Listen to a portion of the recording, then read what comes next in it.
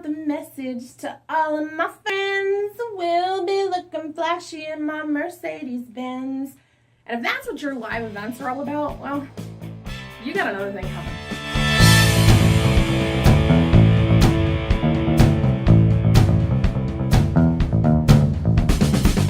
Hello, I'm Robbin, and this is Creative Freedom, your dose of empowerment for creative entrepreneurs. This is where can-do inspiration and how-to education collide to help you own your dreams without selling your soul. In our last episode, we talked about how to know if an event is worth attending or skipping. Today, I'm sharing my take on live events from the other side of the coin. For more than 10 years now, I've hosted live events of all shapes and sizes, from simple teleclasses, online concerts, and client appreciation events, to live concerts and multi-day virtual events like the Direct Sales Super Summit, or my annual Creative Freedom Live event that's coming up in Nashville this October. Hint, hint, nudge, nudge, creativefreedomlive.com. Events done well are a win for you and the attendees. Done poorly, well, let's just say no one wants to be part of a bad event. So here are my best tips for helping you have an event that exceeds your expectations and keeps your attendees smiling all the way home. Number 1, know your goals. I'm always talking about defining success on your own terms. So what will success look like for you? Much like our last episode, it pays, quite literally, to know what your goals are for an event. Knowing your goals helps you determine not only the audience you're likely to attract, but also how you can deliver the content, as well as the price point for attendees. Sometimes you'll have multiple goals for an event, so decide in advance which goal is the primary. What are you trying to accomplish with this event? What's in it for you, and what's in it for the attendee? For Creative Freedom Live, I wanted to have an intimate event where a handful of creatives could get together, start building solid relationships with one another, and have the makings of a support network as they step into the CEO role of their company. I wanted that for myself as much as I wanted it for my attendees. Also, because I'm a results-oriented person, I wanted them to be able to take action right at the workshop and have something done before they left, something that would continue to benefit them long after they got home from the event. That's why the focus is on building a growth plan. By the end of the event, you know exactly what you need to do over the next 12 to 15 months to achieve the goals that you decide are most important for you, both personally and professionally. You also learn how to course correct if and when things go off the rails. We also uncover some of those hidden stories and disempowering beliefs and habits that can slow you down. Things that are easy to hide at a big 3-day conference where you're just a nameless space in the crowd. By the time you leave Creative Freedom Live, everybody knows everybody. That was my primary goal. I wanted to bring folks together and give them friends and colleagues who understood them and saw them for the courageous creative entrepreneur that they are and are becoming. Partly because I needed that for myself too. I've always been my own guinea pig, so to speak, and I knew that an event like this could really be a rising tide for anyone who attended. My secondary goal was to have a platform to deliver the knowledge I have about the creative freedom spectrum and the six-figure creative entrepreneur. I wanted a way to teach people up close and in person, where I can see the light bulbs go on, this material that I've been researching and living now for years. All the material in the book, and then some, we go through it in a practical, hands-on way. And I wanted people to actually do the work so I could have testimonials, and also so that they would have real results. Again, I'm a results-oriented chick, so that's important to me. My third goal was income. Sounds weird, doesn't it? A live event where making money isn't the primary goal? Yeah, I know a few people have told me that. As long as the event isn't losing money and is compensating me for my time to be there, I'm a happy camper.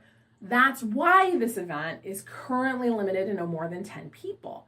Much more than that, and we'd have to look at a much larger venue with food and beverage costs and other overhead that I'm not ready to commit to yet.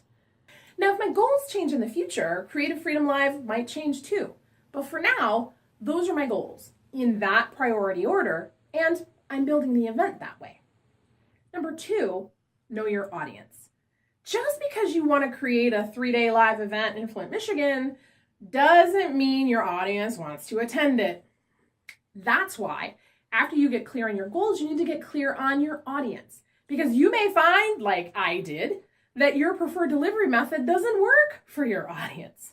I held my first live event in the Flint area, and since I didn't lose money, I thought I'd try again. Except this time I got it all wrong. My first event was a business event. I was the only speaker, and I had spent years building an audience of direct sales professionals that made it easier to sell tickets. My second event in the Flint area, or should I say my almost live event in the Flint area, was a fiasco. I had recently shifted my audience from direct sellers to mom entrepreneurs. I had this great idea to do a 3-day event featuring some pretty incredible mom entrepreneurs as speakers. I signed contracts, I booked venues, I got sponsors, had a support team, and was super excited about this event. We marketed like crazy and sold a grand total of 1 ticket to this event. 1 ticket. I wish I was joking. I had to call my speakers, tell them that we were canceling the event. And you know when marketing coaches tell you to find out what keeps your prospects awake in bed at 2 a.m.? Yeah, that was me. I was seriously considering selling my car to be able to pay the speaker fees that I had contracted for to do the event. It was a mess. I managed to salvage part of the event and make it a virtual event, but it never did measure up to my lofty expectations, mostly because I screwed up on these first 2 points. I didn't have a clear goal. Now, in my mind, I'm sure I thought I had a clear goal, but I didn't. It was too vague. I reasoned with myself that my first event went okay, so my second event would be even better. And I didn't do my due diligence. Otherwise, I think it would have become pretty clear pretty quickly that mompreneurs struggle with the idea of taking 3 days away from their kids. That's part of why they're mompreneurs. And what makes this more comical is that I was my target audience at the time. I was a mompreneur with a toddler at home, and I specifically designed the event so that I could be home in the evenings with my kids. Oh, why didn't I think that maybe, just maybe, other mompreneurs would want to be home with their little ones too? If I'd been listening to my audience, I could have probably done a lot better starting with a virtual event in the first place. If you don't have an idea of what will bring people to your event, be patient. Keep listening and waiting while you listen and wait and listen and wait. Ask better questions, more engaging questions that get your audience to respond. Don't just make an assumption about what they want. That said, sometimes you've got something innovative that requires that you deliver your offer in a format that they might not be accustomed to. Something your audience hasn't seen before. Now that's great. In that case, you need to educate your audience about why they might want to participate. Take Jeep, for example. Most Jeep buyers come to a dealership, do a test drive, and make a buying decision. That's the normal way that most of us are familiar with. But Jeep did something different. Now, they've been doing Jeep jamborees for decades, for hardcore Jeep enthusiasts that were already part of the Jeep community. But in order to launch their all-new 2011 Jeep Cherokee and reach a larger buying audience, they decided to do something more than a typical test drive, but not quite like the Jamboree, which was designed for people who already owned Jeeps. They called it Jeep Rocks and Road. It was designed as an experiential event. According to George P. Johnson, the marketing company that developed the concept, quote, "The tour was a 16-city test drive and brand experience event designed to drive consumer engagement, brand loyalty, and new vehicle sales from both existing owners and new buyers," end quote. Those are some pretty clear goals. Notice how sales wasn't the primary driver. They wanted people to get in a Jeep, to experience a Jeep, and really see what a Jeep could do. They wanted to convert people thinking about a Jeep into Jeep enthusiasts, whether or not they actually ended up buying a Jeep.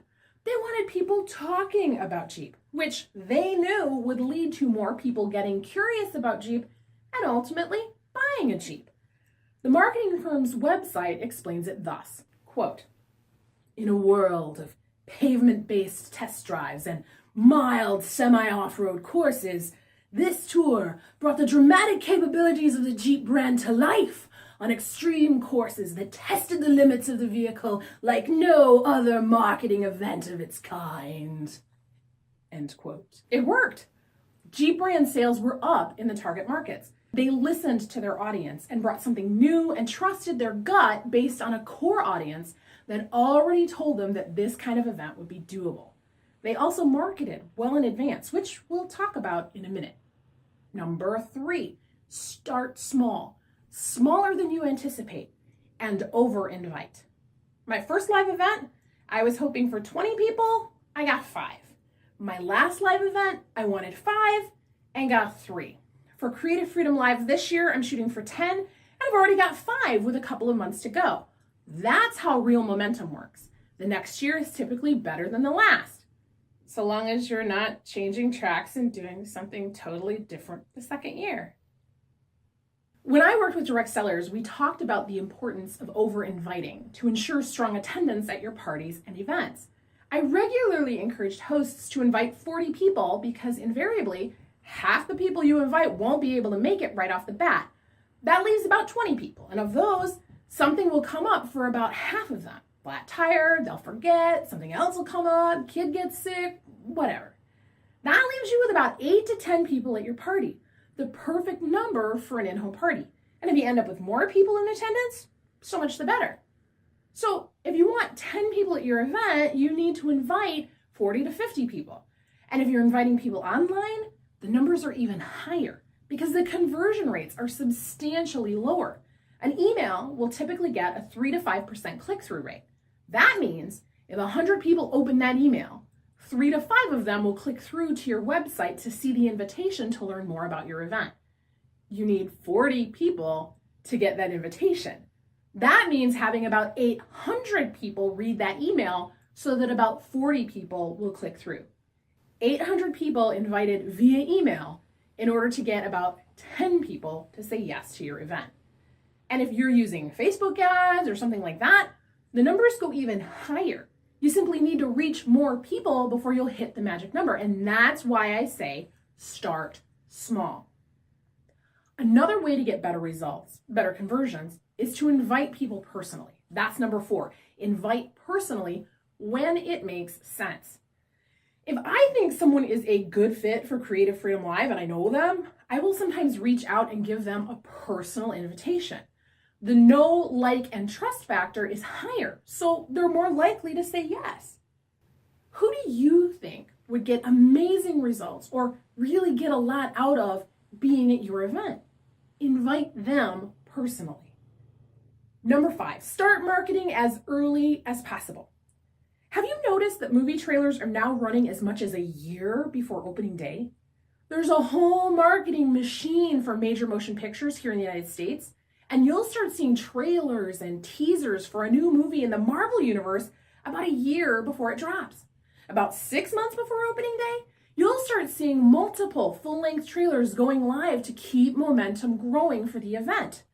The sooner you start marketing, the easier it will be to reach the people you need to reach in order to fill your event. Number 6, ask for help.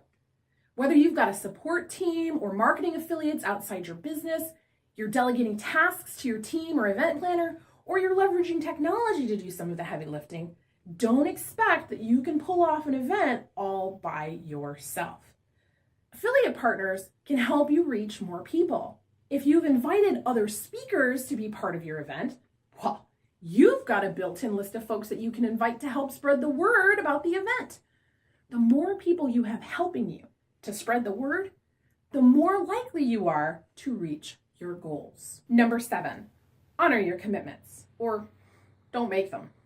This one is really about being ethical in the marketplace. If you promise something, do your best to deliver on that promise. Now, we all know things happen, and sometimes a guest can't make their scheduled appearance, or technology doesn't cooperate. I'm not talking about that. I mean, teach what you said you're going to teach. Don't just teach the why and the what, teach the how. That's why people are coming to you for in the first place more times than not. There's a prevailing marketing ploy, especially in the online world, that says teach them the what and the why and save the how for your upsell. Well, that smacks of a bait and switch. And while you technically taught them something, you didn't deliver on your core promise for the event. That's the kind of stuff that really cheeses off your audience. And if you don't care, if you're just in this game to sell as much schlock as you can and get out of Dodge, well, then you don't need creative freedom. You need a conscience. If people are turning to you, treat them right. That doesn't mean you have to be a doormat. I did an episode about how to say no with class. You don't have to be a doormat. You do need to do your best to keep your promises. We're counting on you to be the connection we need for success. Think like Pink. Making my connection as I enter the room. Everybody's chilling as I set up the groove. Pumping up the volume with this brand new beat. Everybody's dancing and they're dancing for me. I'm your operator, you can call anytime. I'll be your connection to the party line. Lastly, number 8. When it comes to testimonials, ask early and often. Whether you're asking your speakers for testimonials about what it's like to work with you, or attendees what the event experience was like, don't wait. Start asking as soon as practical and follow up with folks who've offered but haven't provided one yet. That's it. 8 key lessons that I've learned about hosting live events. Some of them I have learned the hard way, but they've definitely made a difference in how I do things now. Your task for this week, if you're considering hosting your own event, is to get clear on your goals. What do you want your next event to do for you? What does your audience want? And how do they want to consume what you have to offer?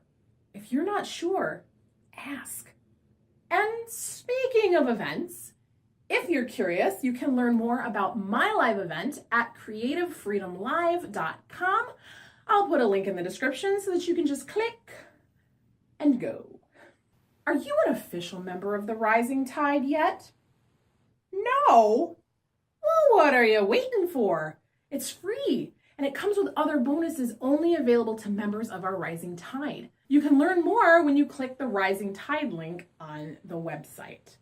If you liked this episode, you can help us make a bigger impact in the world when you subscribe and share us around with your friends. Be the help that they need to succeed in the world. Next week, we will talk about how to know what kinds of help you need and how to get that help in the process. So I hope you'll join me for that next time. And until then, for more inspiration and education to help you own your dreams without selling your soul, come see what's shaking over at LisaRobbinYoung.com. You know you want it.